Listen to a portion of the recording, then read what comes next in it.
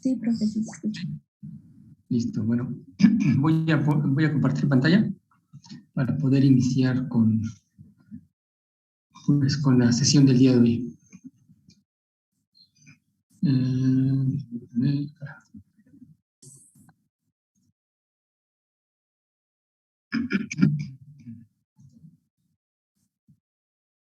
Bueno, jóvenes, ahí está. ¿Ya pueden ver mi pantalla? Sí, profe. Bien. Vamos a hablar ahora sobre otra,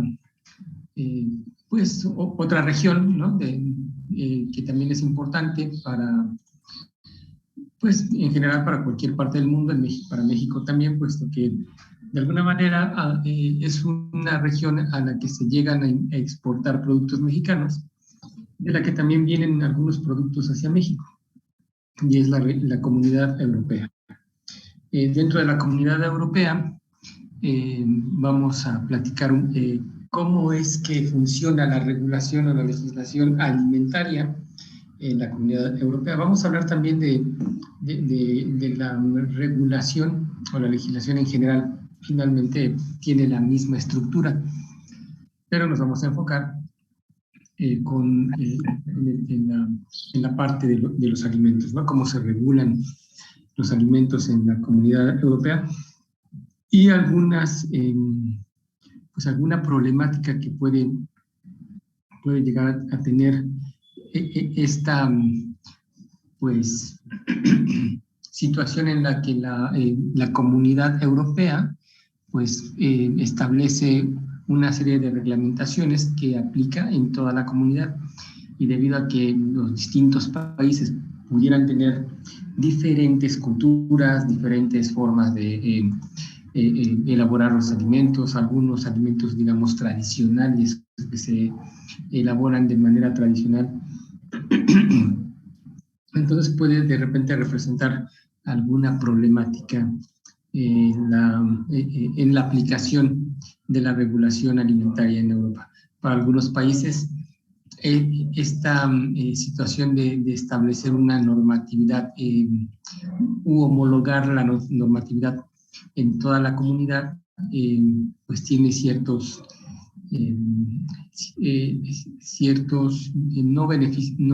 impacto negativo en la calidad, en la revisión de la calidad de los productos, en el establecimiento de la calidad de los productos.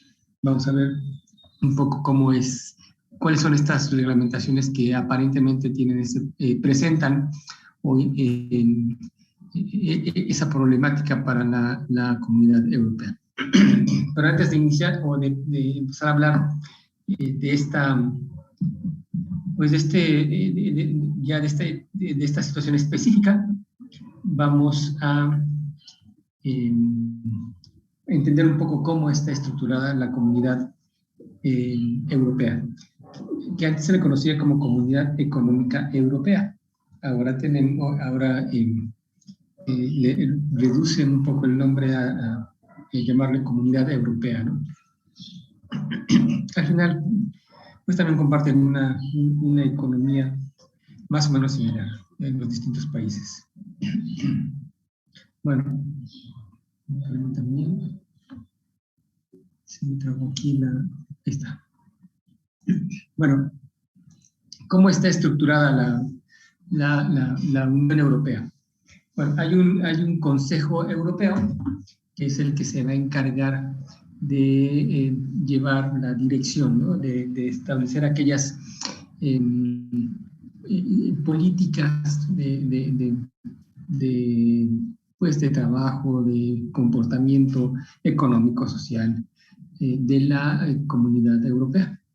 Este Consejo Europeo, si bien no va a tener el poder como tal para aprobar las leyes, está compuesto por los jefes de Estado de cada uno de los gobiernos o de los países que conforman la Unión Europea. Los Estados miembros, se les conoce como los Estados miembros de la Unión Europea.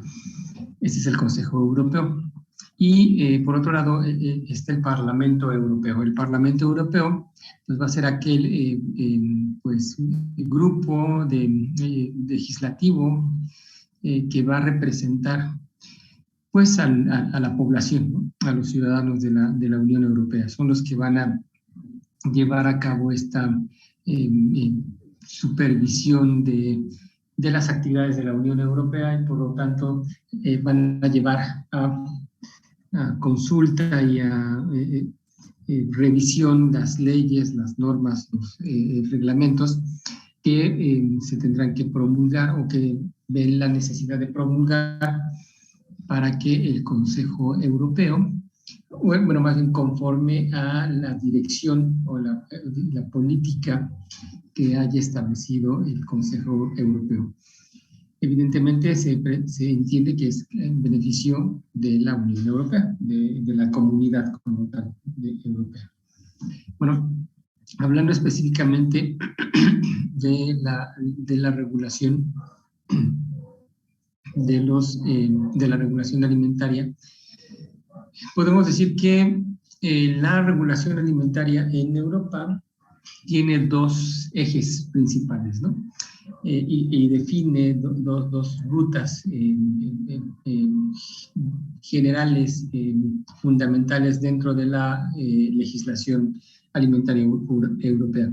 La línea que especifica cuál es el poder de las autoridades, ¿no?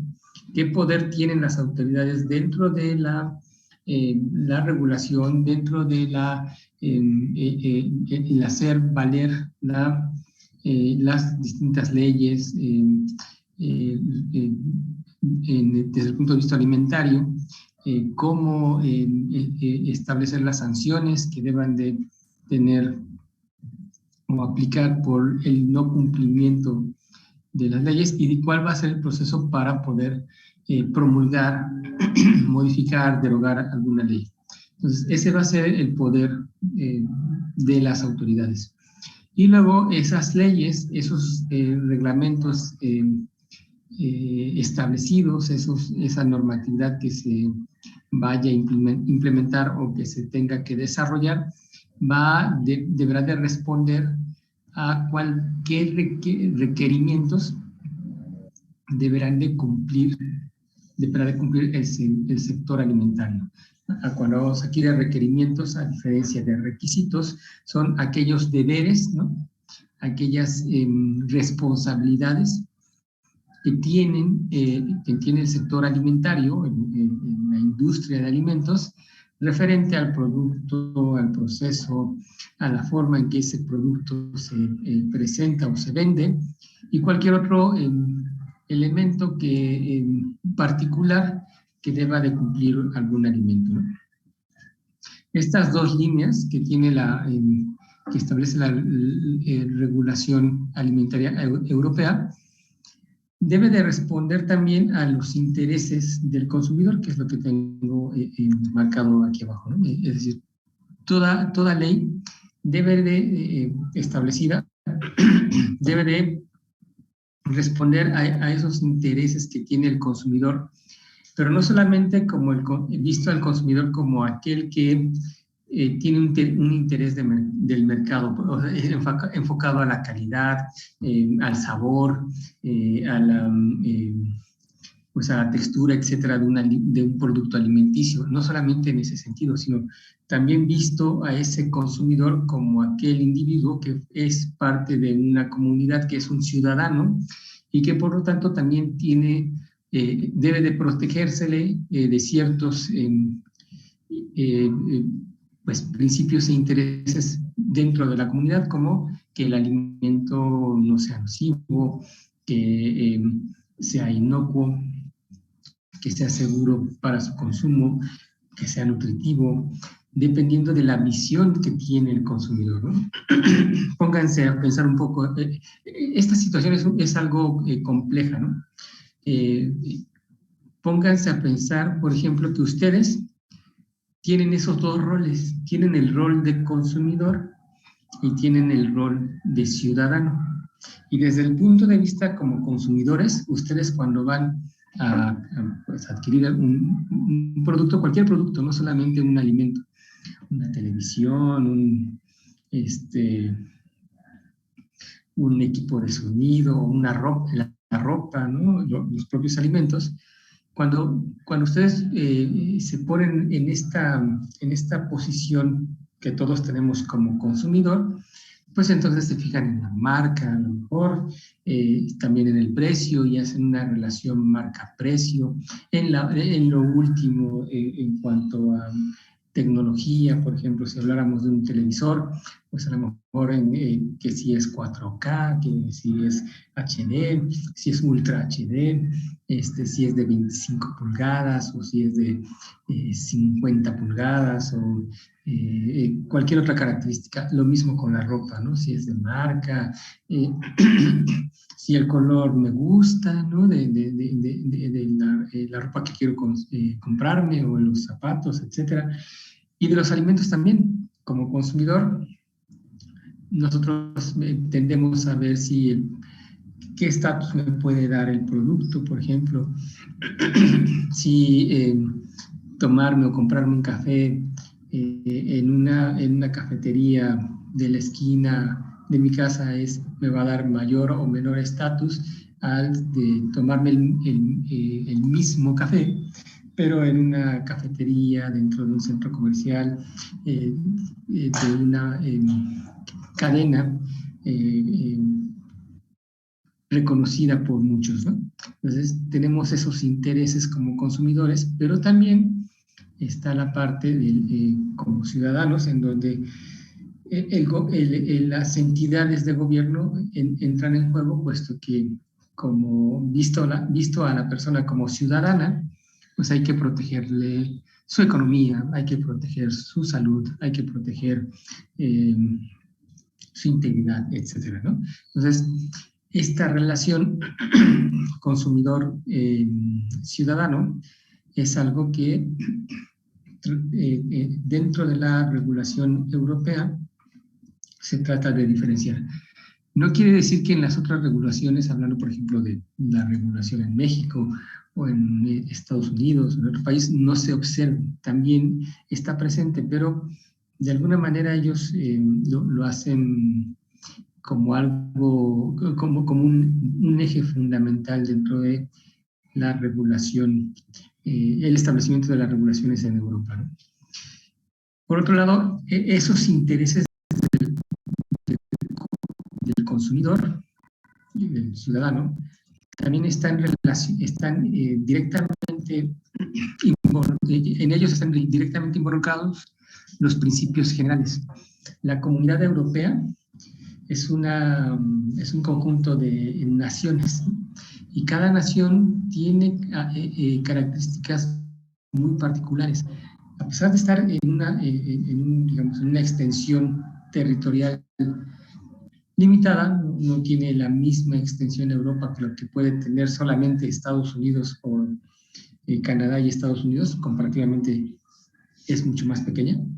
En esa extensión de territorio limitada conviven diferentes culturas. Tenemos desde, obviamente, España, los idiomas latinos, Italia, Francia, Alemania, Inglaterra, que ya no forman parte de la Comunidad Europea, pero en su momento lo fue, Austria, etcétera, ¿no? Tenemos diversidad de formas de pensamiento, idiomas, culturas, comportamientos. Entonces, esos intereses deben de estar a la par o en concordancia con los principios generales de la región, ¿no? De la Comunidad Europea. Es decir, el respeto a la identidad cultural, a los derechos humanos, a la libertad de tránsito, a la igualdad, etcétera, ¿no? Esa es la estructura general, los principios básicos, los ejes fundamentales de la legislación, en general de la legislación en Europa, y que son aplicables a la legislación alimentaria. Dentro de la legislación alimentaria, por ejemplo, este primer eje primordial que tienen las autoridades, en donde se expresa el poder de las autoridades, tenemos que las autoridades tienen este poder y responsabilidad de llevar a cabo pues la ejecución de la reglamentación que se haya establecido. ¿Cómo se va a llevar a cabo esta parte? Bueno, pues a través de un organismo que se conoce como EFSA, que más adelante, yo creo que en la siguiente sesión les mostraré un video de lo que es la EFSA, y que es esta entidad dentro de la Unión Europea que va a llevar a cabo el proceso de evaluación de riesgos, ¿no? Ustedes ya en la asignatura de inocuidad alimentaria, pues supieron qué significa el análisis de riesgos, ¿no? Cuáles son sus componentes del análisis de riesgos, y pues vieron que el análisis de riesgos está conformado por la evaluación del riesgo, la comunicación del riesgo y la gestión del riesgo, ¿no? Bueno, esas tareas dentro de la Unión Europea las lleva a cabo la EFSA, y es de esta forma que ejecutan o hacen de alguna manera valer cuáles son los riesgos y qué tipo de medidas se deberían de tomar para reducir o evitar esos riesgos en la Comunidad Europea a través del consumo o comercialización de alimentos. De esta forma ellos desarrollan regulaciones que vamos a ver más adelante cómo se llaman. Unas de ellas son decisiones, otras son leyes, otras son directrices, ¿no? Entonces vamos a ver la categorización de cada una de ellas, ¿no? El otro poder que tienen las autoridades se concentra en cómo pues monitorear y verificar el cumplimiento de la reglamentación en términos de los alimentos, ¿no? La reglamentación alimentaria. Para eso, pues se establecen las autoridades por cada país y de forma conjunta en la Unión Europea, qué tipo de controles oficiales son los que se van a llevar a cabo, quién va a llevar a cabo el control oficial de los alimentos, o el control de alimentos en la Unión Europea, en los distintos países, estados miembros de la Unión Europea. En el caso de que a través de estos controles se observe o se identifique que hay una falta, ¿no?, en el cumplimiento de la reglamentación, ya sea por una empresa o por algún organismo que comercialice, produzca, venda, distribuya alimentos, entonces qué tipo de sanciones se deberán aplicar dependiendo del grado de severidad de la falta, ¿no? Entonces, es dentro de este poder de las autoridades, que es la observancia, la vigilancia, pues está el cumplimiento, verificar el cumplimiento de la reglamentación, y en el caso de no cumplir, pues establecer y aplicar las sanciones que correspondan. Y bueno, pues tener, como les mencionaba anteriormente, en los distintos estados miembros, tener organismos de control oficial de alimentos que permitan llevar con mayor eficiencia el control de los alimentos. Y el tercer punto es el manejo de incidentes. El manejo de incidentes también es una responsabilidad y poder de las autoridades que en el caso de que exista la presencia de un riesgo porque ya no se pudo controlar, porque no se identificó, porque se permitió la entrada de un producto que dio como consecuencia, o que pudiera dar como consecuencia, el brote de alguna enfermedad transmitida por el alimento. Entonces entra en juego este tercer elemento, en donde la autoridad sanitaria europea, pues va manejar esos incidentes, ¿no? O esos posibles incidentes. Y aquí vamos a hablar también de que en este manejo de incidentes,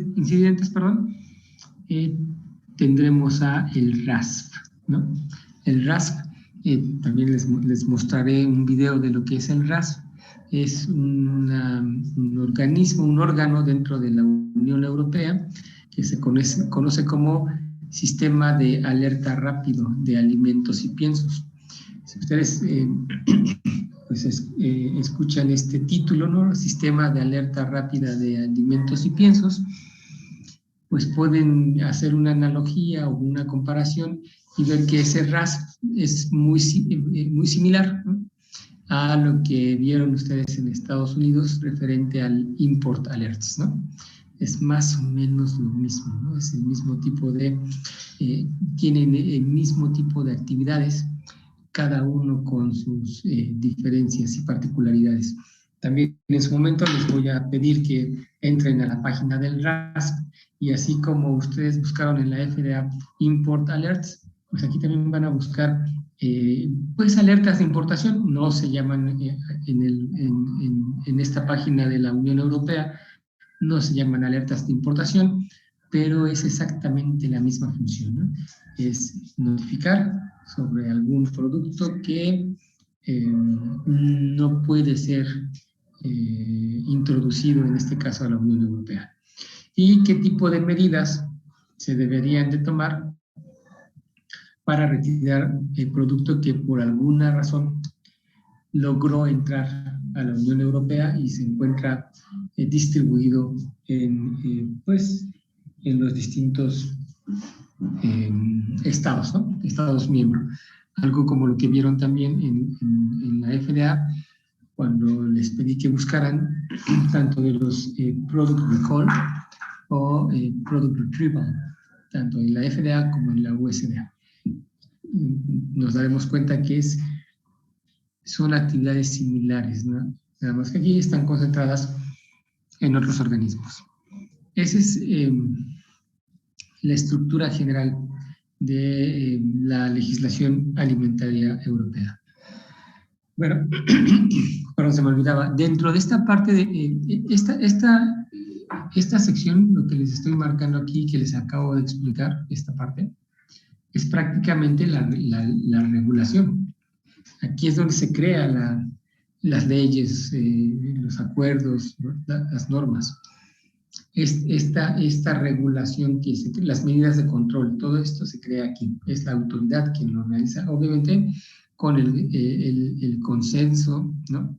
La representación de los distintos actores involucrados en las distintas normatividades que se van a elaborar, es decir, con la participación del sector alimentario, del sector público, de las organizaciones no gubernamentales, etc. Pero esa reglamentación se traduce en los requerimientos que necesita cumplir el sector alimentario.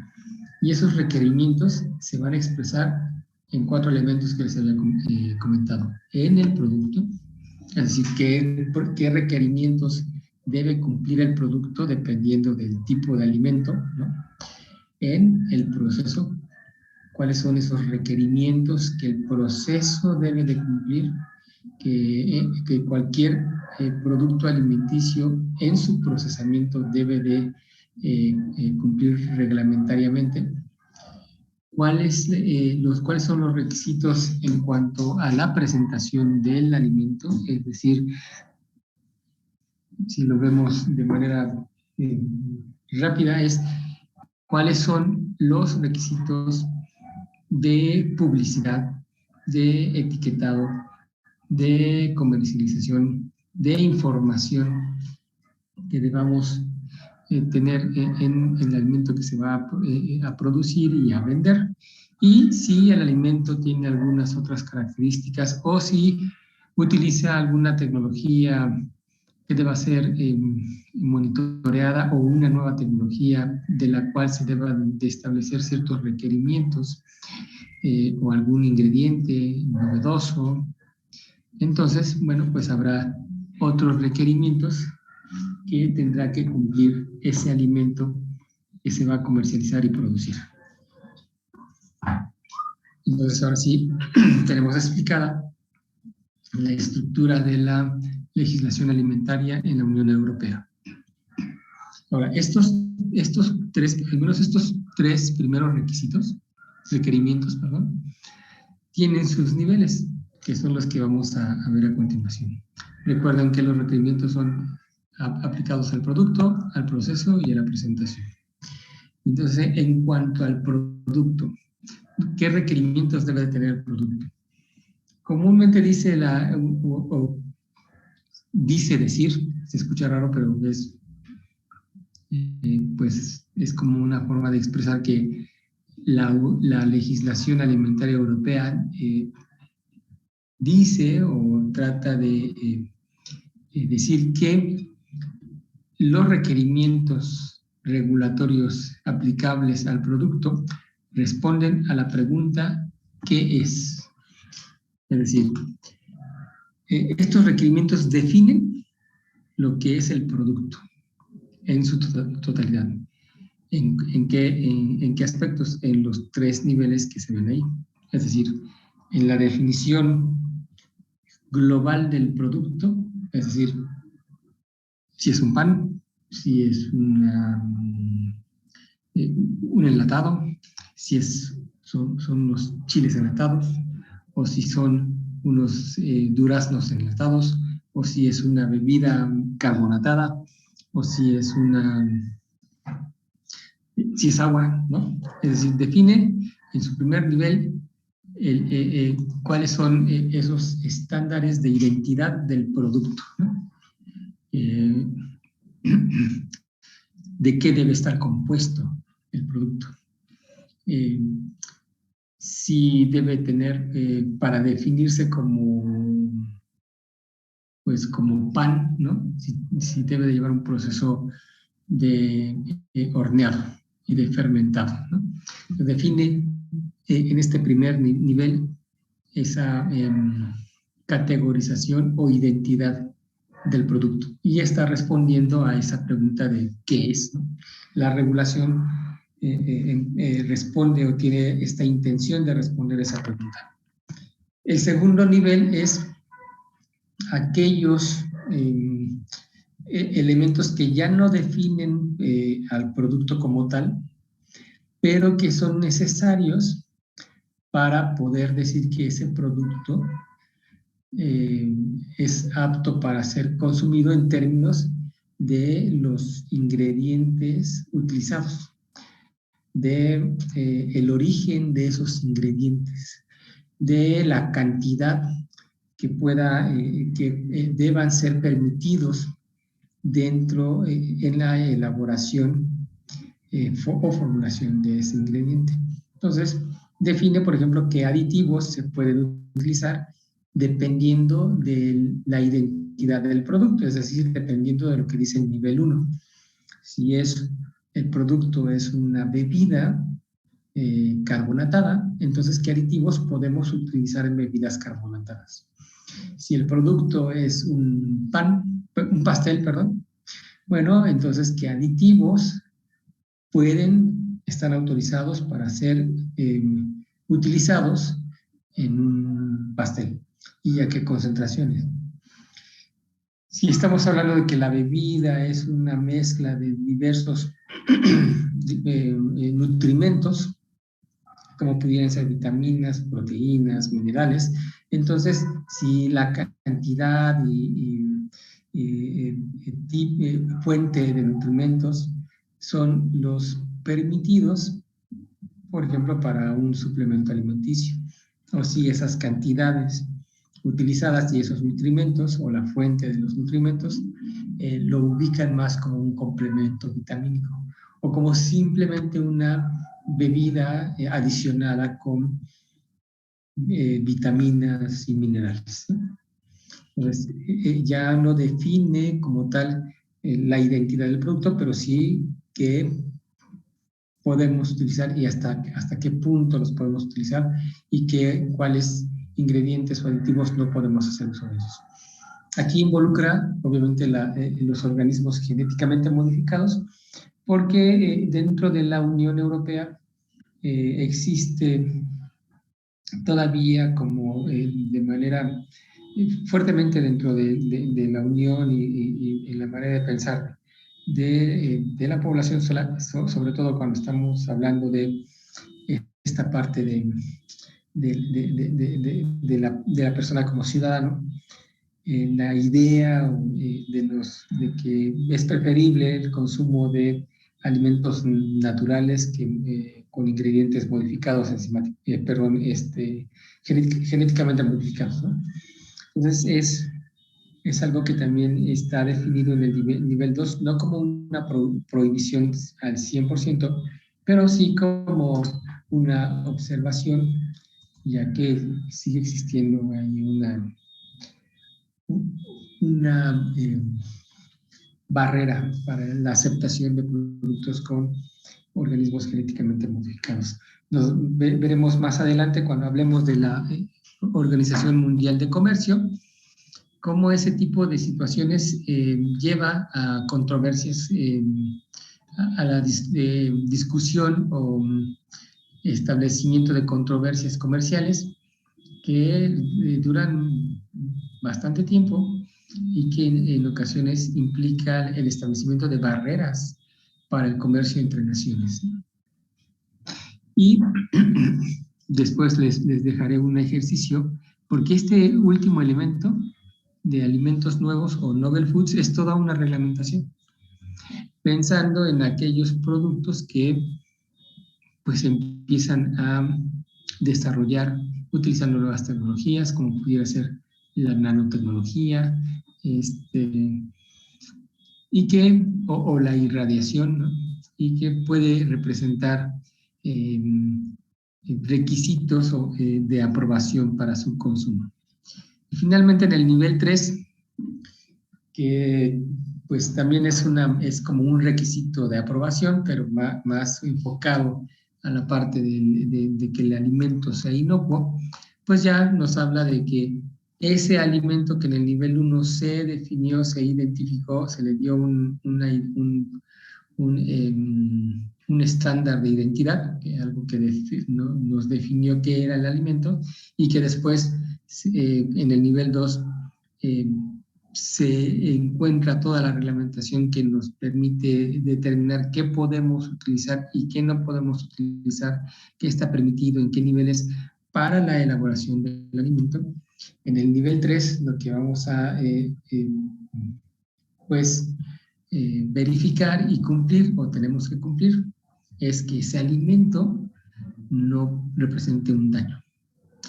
Y sea inocuo, que no contenga microorganismos patógenos, o que no contenga contaminantes, o que estén los contaminantes en los límites permitidos, ¿no? O que se determine, que se cumpla con pues el parámetro de ausencia de algún microorganismo, puesto que así lo marca la norma o lo pueda marcar la normatividad. Entonces, como se dan cuenta, dentro de la Unión Europea, esto es lo que ellos llaman la definición del producto. Los primeros requerimientos normativos definen qué es el producto en estos 3 niveles. Después ese producto y el productor, si me regreso tantito a esta, el sector alimentario y las empresas tendrán que, además de cumplir con la definición, lo que es el producto, lo que debe de cumplir en términos de su formulación, de sus ingredientes, de su identidad, deberán de cumplir con las demandas de procesamiento de ese producto. Y aquí estamos hablando, dentro de este segundo elemento de regulación o de reglamentación, del proceso. Y aquí estamos, la regulación europea dice o establece que las leyes, las normas, las directrices que se implementan y se desarrollan hacen que se pueda responder a la pregunta ¿qué se hace con el producto? Yo le cambiaré un poco la pregunta y en lugar de ponerle qué se hace con el producto, le pondría cómo se hace el producto, ¿no? Y qué se hace con él si no se consume. Y como pueden observar, entonces aquí tenemos todas esas normas que tienen que ver con la higiene, las buenas prácticas de manufactura, las buenas prácticas agrícolas, prácticas de procesamiento, todas la normatividad que sea aplicable al proceso de elaboración del producto. Si aquí decíamos que el producto se define como como leche pasteurizada, pues aquí tendríamos que cumplir con lo que marca en cuanto al procesamiento, en cuanto a la higiene y a las temperaturas y tiempos de pasteurización. También en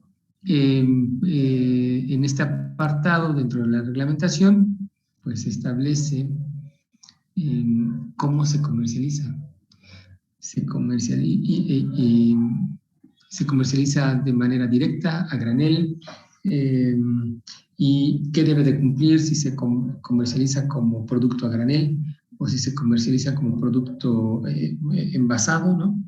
Si se comercializa, si debe ser distribuido en una cadena de frío, en refrigeradores, en un almacén seco. ¿Cuáles serían esas condiciones de comercialización? Y es una forma de decir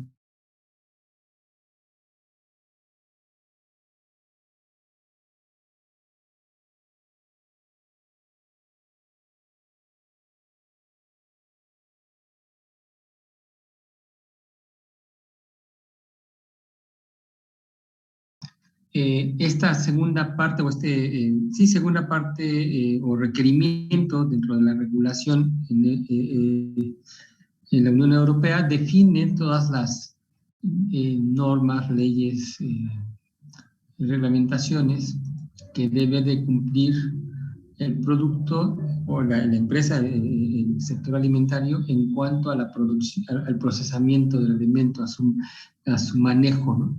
Entonces, hablamos de la higiene, cómo se comercializa, su trazabilidad, cómo aseguramos el seguimiento de la elaboración del producto hasta que llega al consumidor o a la tienda de venta, para saber qué utilizamos, cuánto utilizamos, de qué lote de materia prima venía, qué condiciones tenía la línea de proceso, cuándo se elaboró el producto, cuánto se elaboró, a dónde se fue, es decir, toda la trazabilidad de un producto, de un lote de producción que se elaboró en la planta, ¿no?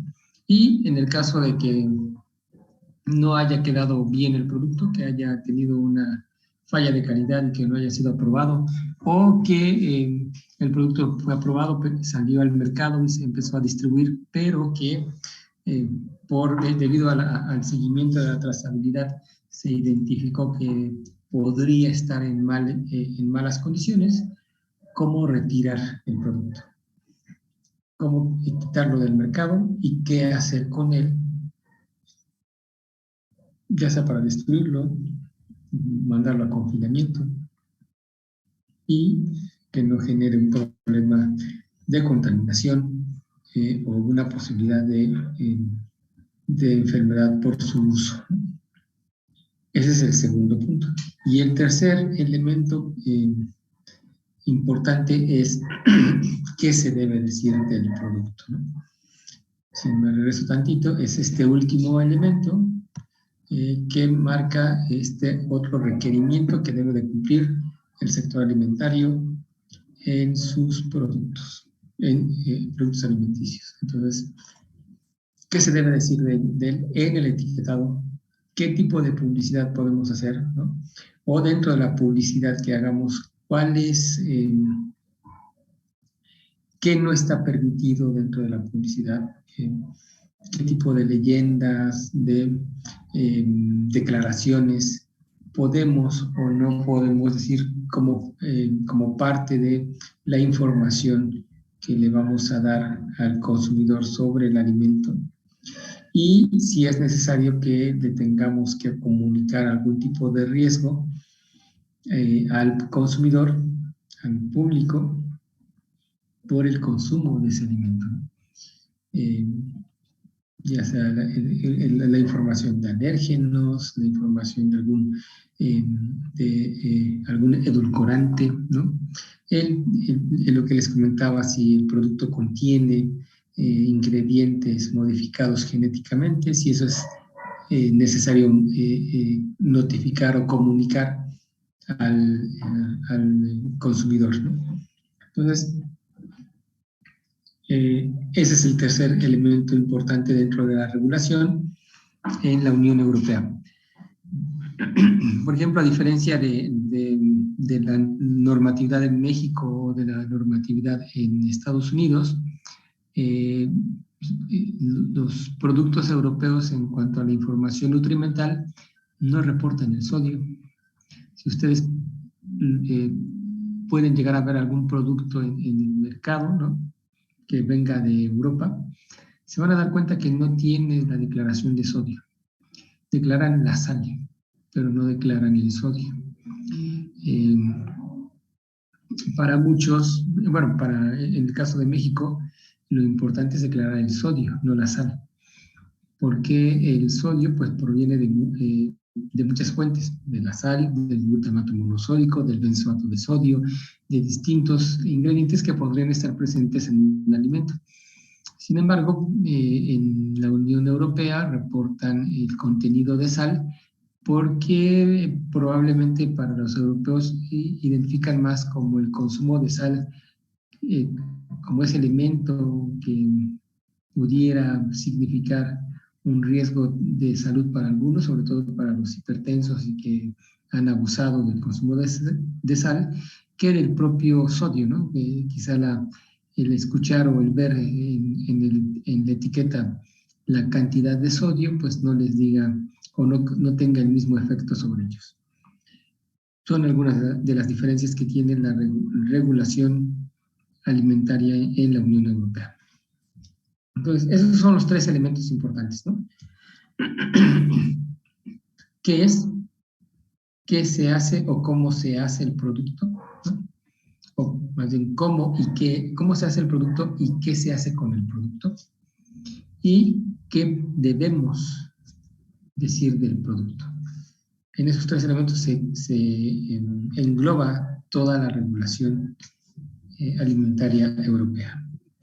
Bueno, la regulación en Europa pues se divide al menos en tres instrumentos regulatorios importantes: las normas y leyes, y pues no habría mayor explicación, que pues son aquellos que son de obligatorio cumplimiento, que deben de cumplir todos los Estados miembros de la Unión Europea, que su incumplimiento pues va a tener como consecuencia sanciones, penas, multas, dependiendo de la gravedad, ¿no?, del incumplimiento.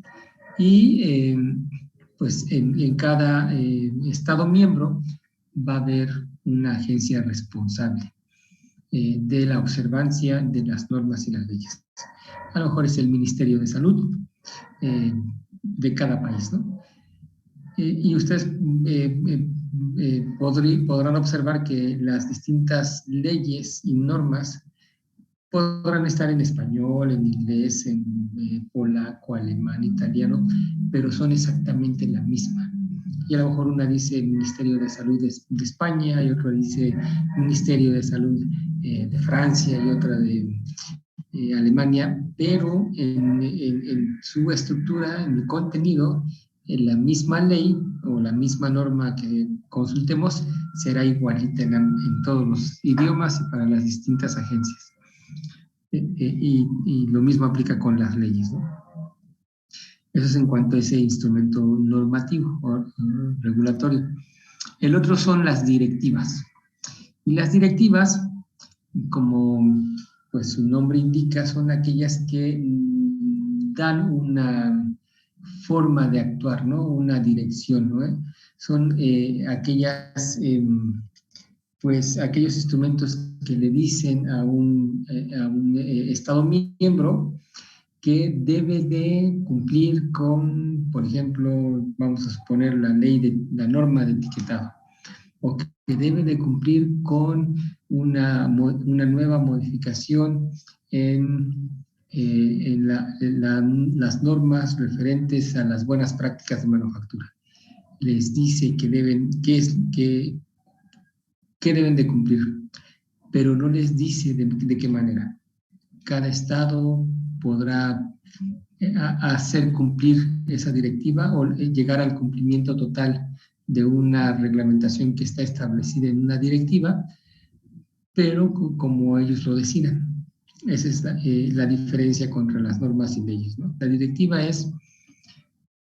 cada miembro tiene la facultad de poder determinar la manera, el tiempo, la forma en que van a cumplir con una ley o reglamentación establecida, ¿no? Es decir, les va a permitir adaptarse, ¿no? En el cumplimiento de una norma. Y prácticamente cuando pues todos los Estados miembros cumplen con la directiva propuesta o establecida, entonces pudiera ser que esa directiva pase ya no a ser una directiva, sino una ley de obligatorio cumplimiento en todos los Estados miembros. Y el tercer punto es, el tercer instrumento regulatorio se conoce como decisión. Las decisiones, pues, también pudiéramos decir que el propio nombre indica a qué se refiere, ¿no? Es algo así como los acuerdos. Cuando hablamos de acuerdo, decíamos que eran la convergencia, ¿no? De opiniones entre dos o más individuos, organizaciones, en este caso estados, ¿no? Entonces, las decisiones son este común acuerdo establecido, pero solamente entre aquellos miembros que se involucraron en el desarrollo de esa decisión, y por lo tanto solamente es obligatoria para esos Estados miembros, no para toda la Unión Europea, solamente para aquellos que se vieron involucrados y que determinaron que era importante su cumplimiento. Esas decisiones pues expresan la visión del Consejo Europeo sobre algún tipo de política en los Estados miembros involucrados, ¿no? Si es, por ejemplo, una decisión en cuanto a la denominación de origen de un producto, de algún vino que se encuentra entre las regiones del sur de Francia y el norte de España, ¿no? Entonces toman una decisión para determinar si la denominación de origen es aplicable a ambos lados de la frontera, ¿no? Cosas de ese estilo, en donde solamente los estados involucrados participan y solamente entre ellos se convierte en obligatorio cumplimiento. Y representa la política de la Unión Europea, porque quizá para ellos sea importante establecer homologar una denominación de origen regional para facilitar o aumentar la exportación de esos productos, ¿no? Y pudiera con el tiempo también formar parte de una ley, ¿no? De una ley ya específica para esa región y que todo Estado miembro deberá cumplir.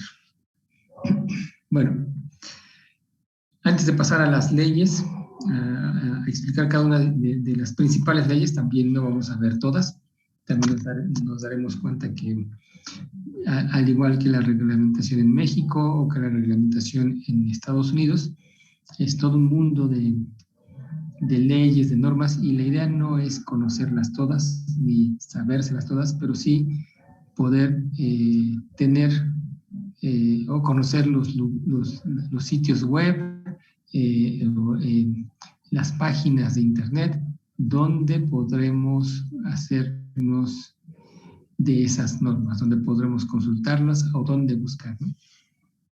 Esa es la parte pues importante.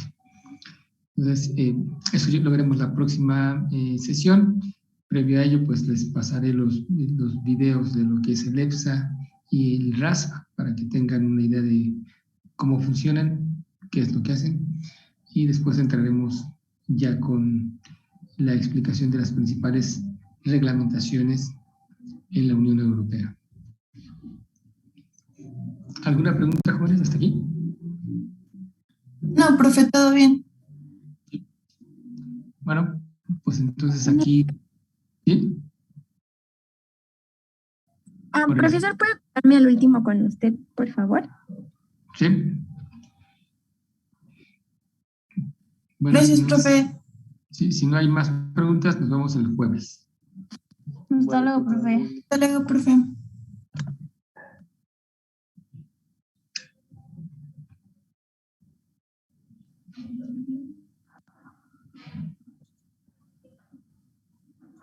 Profesor, lo que pasa es que el jueves, pues no tengo clase en UPIBI, pero tengo cita médica.